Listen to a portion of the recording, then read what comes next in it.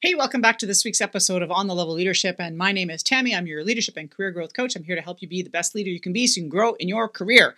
Today, I want to tackle burnout. This is a very topical subject. It seems like everybody I know is either on stress leave, about to be on stress leave, or just back from stress leave. And it seems to be in the news a lot lately. So I want to cover what are the signs of burnout? Do you have them? Do a bit of a self-assessment check here, and then what you can do to help yourself recover from that burnout. All right, so let's jump right into this. So there may be a number of signs and symptoms that you are aware or unaware of that might mean that you are in fact burnt out. Now, this is a hard phrase for people, especially if you're type A, very driven individual. It can be really hard to assume or accept the fact that you may in fact be completely burned out. So a little bit of a disclaimer here. This video is really about giving you some high-level signs and symptoms and some high-level things you may want to consider doing to help yourself out. This is by no means a replacement for a mental health practitioner. I'm going to repeat this again later in the video, but I want to put that as a clear disclaimer because although I am a registered nurse by trade, the reality is this is not something that I do on a daily basis. I am not a therapist. I'm just some person on YouTube. So please, if you feel like you have any serious repercussions from this, you need to talk to a mental health practitioner. This is not the place. I also have a helpguide.org website I'm going to put down below, which talks specifically about burnout prevention and treatment. It's a really good, useful tool, and it's something I would recommend you read after you've done watching this video. All right, with the disclaimer out of the way, let's get to this. There are a number of things that can show up for you in your life if you think that you might be burnt out. The website that I've linked in the description down below talks about these in a little more detail. I'm going to just highlight them for you because I absolutely experienced all of these when I was burnt out. The first area of concern is the physical symptoms that you can have. Burnout is not just a mental health disorder, it is a physical one. When you are constantly stressed, your body is constantly exerting things like cortisol. It's constantly secreting cortisol into your system, which can cause a number of inflammatory processes, which can cause issues with digestion. It can cause headaches. It can cause extreme fatigue, or what they like to call adrenal overload or adrenal fatigue. You can have trouble getting out of bed in the morning because you're exhausted. You're not sleeping the way you should be sleeping. You have a change in appetite. Maybe you're eating too much or you're not eating enough. You may find that you've gained a ton of weight, or maybe you lost a ton of weight because of the stress that you've been under. And overall, you may feel muscle aches and pains and feeling like physically you just can't do what you used to be able to do. So again, burnout is not just about being in your head. It is a physical disease as well. And it's something that you need to consider when you're thinking about, am I burnt out? I want you to ask yourself those questions. Are you feeling any of the things I just mentioned? When I was burned out, I had every single one of these. The second thing is emotional and psychological impacts. So you may be thinking things like, I always feel like a failure. Nothing ever seems to go right for me. Life is dull. It's dreary. I feel like I'm on a treadmill. I feel like a hamster in a wheel. I feel like I'm in Groundhog Day over and over and over again. You may have extremes in your emotions. You may feel super sad or really angry and rageful. You may think extreme thoughts around things like they always, they never. It's like black and white. There's no gray, right? It's all this all or nothing thinking. You may have no motivation, no energy to do anything. You just don't care about anything that happens outside of work, and you're barely surviving in the evenings when you're on your own at home.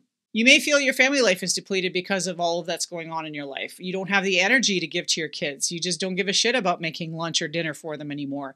I found myself utterly exhausted, and still to this day, I'm still recovering from my burnout because it takes time to recover from burnout. I do find sometimes it's like, you know what? I just want to do dinner. I don't want to care for one more living being today. I just want to just survive on my own. And you get more and more of that isolative sort of thinking when you are burnt out. You may feel trapped and defeated. You are like a rat in a cage. You feel trapped. You don't know what the heck you're going to do to get out and escape the situation you're in. You just know that you're in it and you don't know where the door is to get the hell out of this.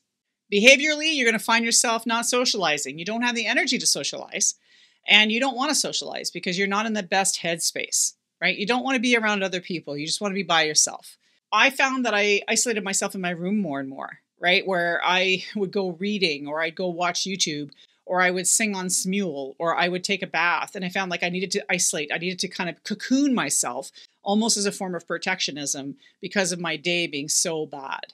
You may find yourself procrastinating or seeking escapist-like behaviors or activities. This covers everything from drinking too much to doing drugs that maybe you weren't doing before, to overspending. That was my issue. I would overspend on silly things like Disney pins or spend tens of thousands of dollars on Disney vacations. Now, not to say don't do those things, because I absolutely love going to Disney parks and will continue to do so.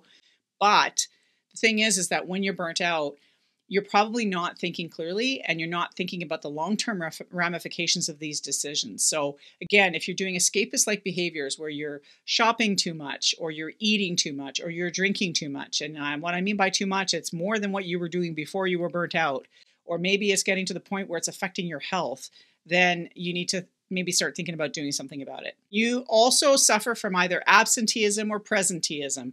You are calling in sick more often than you used to. You just don't have the energy to go to work today, right? You don't have the energy to get dressed. You don't have the energy to show up on camera. You just don't care. So you don't go to work. Or the opposite is, well, I'll go to work, but I'm going to do absolutely nothing but the bare minimum. I'm going to avoid any responsibilities. I'm not going to suggest anything. I'm just going to sit here and do as much, or rather as little as I possibly can, so that I can survive the day, continue getting paid, but do it at a rate that keeps me safe.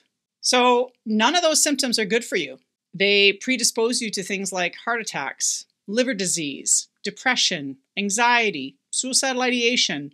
It can include things like divorce or behavioral issues with your kids, to losing money, to losing your house. Like, there's a number of things that burnout in its extreme form can really affect your life in a very holistic manner. So the minute you see that you have any of these symptoms, and by the way, this is just a touch of them. There are many, many other symptoms out there that people have when they are burnt out. Like, I had migraine-like headaches where I would see like auras in my vision, and I would be out for the day kind of thing, and my blood pressure was going through the roof. So there are other signs and symptoms that can happen with a person who has burnout. So it's a really serious disease. It's a serious issue, and it's almost always environmental. It's almost always caused by something that's happening in your exterior environmental world. You have the signs and symptoms. Now what? What do you do? So the first thing I'm going to tell you, I'm going to go back to what I said earlier in this episode, is seek out help. If you think you're burnt out in any way, shape, or form, please do not feel like you have to do this by yourself. There are plenty of people out there who've gone exactly through what you're going through. Make friends with people who've recovered, who have experienced burnout, who maybe have used tactics to get themselves out, who maybe know a really great therapist who does this kind of work. Like, reach out to your networking community to see if someone out there can help you. Go to a mental health practitioner. If you don't have a mental health practitioner, go to your doctor. Go to a clinic if you don't have a doctor, and say, here is the situation. I have all these things. They're going to have you do depression assessments and suicidal assessments and all these mental health check type of assessments, and that's okay. Be honest with them, because the goal here is to get help. The second thing I'm going to say is figure out how to take a break. If there's a way that you can disconnect from your job in some way, shape, or form, if you have either the financial means or you have some sort of benefits package that allows you to access employee assistance or something like that, do that. Go ahead, get that help.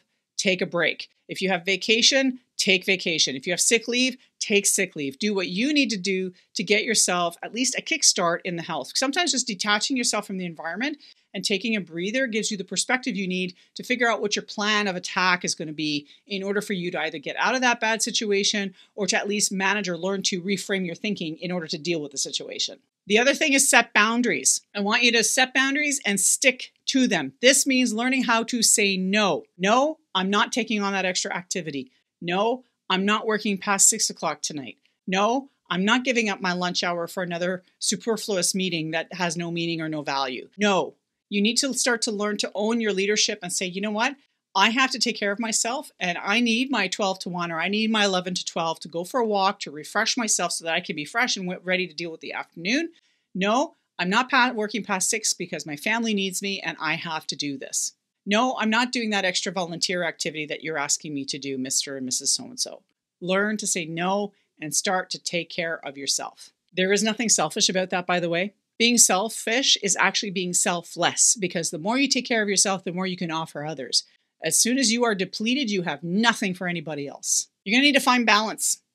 That means what you do at work is what you do at work, but what you do at home should have some semblance of joy built in. I struggle with this. I still struggle with this. If you talk to my coach, She will tell you that I still struggle with this. You have to somehow insert some joy into your world. And it's not about the next big vacation. It's not about the next big thing you're going to spend money on.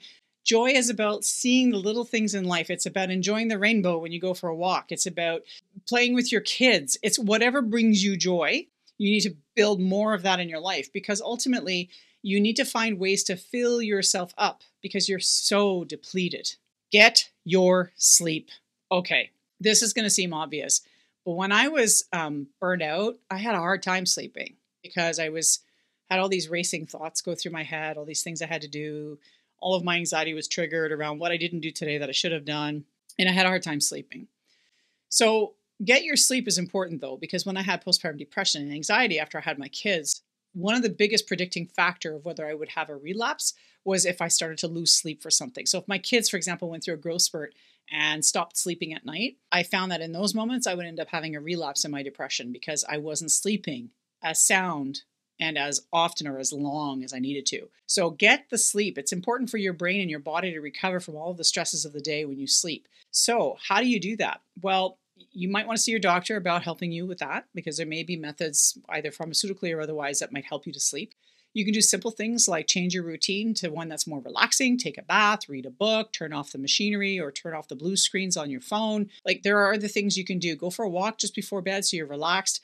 Whatever it is, meditate, learn to visualize, learn to meditate. There are things you can do. Google meditation for relaxation. There's plenty of stuff out there that you can leverage that are completely free that you can help yourself with. So find ways to help yourself decompress before bed so that you can go to bed a little earlier and get as much sleep as you can so that you can recover. Move your body. I carry an extra 50, 60 pounds on me. I'm not the best at this, but it is important. And it was something during my postpartum depression and anxiety recovery that was a big component of my recovery, was exercising. It was getting out for a walk every day. It was maybe picking up a weight or two. It was getting the routine in. I could control how I moved my body. I couldn't control the world around me, but I can control how I move my body. So again, move, find some way. And all of that helps to off gas all of that extra stress you have as well. So do that. Try to find a way to move every day. And the last thing I'm going to say is cut out the alcohol and all the depressants.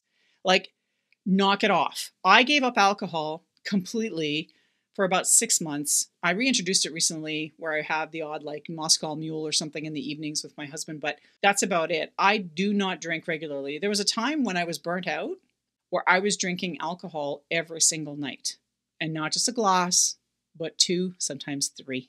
And what I found actually is I started having right upper quadrant pain, and I went for an ultrasound, and guess what? I had a fatty liver. I'd never had a fatty liver before. Now I know I'm an older lady, but the fact is the fact that I drank so much alcohol and was eating so many carbohydrates and junky foods during that time frame contributed to my liver getting sicker. So I gave up alcohol so that my liver could recover. And guess what? I have no more right upper quadrant pain. Cut out alcohol and depressants because it's not going to help you. It's not going to help your case at all. You may feel like it's helping you cope, but really it's making things worse. The last thing I'm going to say on all of this is that when you look at your situation of burnout, if you look at your organization and you can tie the environment to how you're feeling, which 99% of the time it's the environment you're working in, it's the manager you're working for, it's the culture you're working in. And if you're really struggling with that culture, I am going to say that as part of your recovery, you may need to start looking at what your exit strategy looks like. Because staying in the same environment, it's like being in an abusive relationship and expecting the abuser to be better and improve and change, and somehow your life's going to get happier and less abusive. It doesn't work that way. If the environment is truly toxic, it's likely going to remain that way. The only thing that you can change in that equation is you. So you're going to have to make a decision as to whether you stay and continue to be abused and change your mindset about it, or you leave. And I don't mean like quit your job and all of a sudden you've got no money coming in. No, I mean actually put together a formal exit strategy to allow yourself to start thinking about what your options are. I have other videos on that in my channel. I would welcome that. Go take a look and see if there's something there that can help you in terms of changing your careers. And if you need help with this, there is a link down below where you and I can meet and see how and if I can help you to create that exit strategy for yourself if you want to shift your careers so you can get out of that bad spot you're in. But know that it's a process. It doesn't always happen overnight, and you're going to have to come up with some strategies so that you can survive until you're able to escape. So apply some of these strategies that I have in this video and, seek some help, talk to a therapist so that you can find a way out of your burnout. I wish you all the best from my heart. I swear it is the hardest thing to recover from, and it is the hardest thing to deal with because you don't want to sacrifice your career for yourself. But ultimately, if you don't do that, your career will suffer because you are not showing up in your best possible way. And burnout can really rob you of a lot of really good things in life, including joy. So on that note, I do wish you the very best. And I hope that you're able to find a strategy that will help you to recover from your burnout. Thanks for being here. I do appreciate you taking the time to watch and or listen to this on YouTube or the podcast. If you like this kind of content or you like the content around leadership development and career growth, make sure you subscribe or follow this podcast because I am here every single week to help you be the best leader you can be so you can grow in your career. Until next time, take care, folks.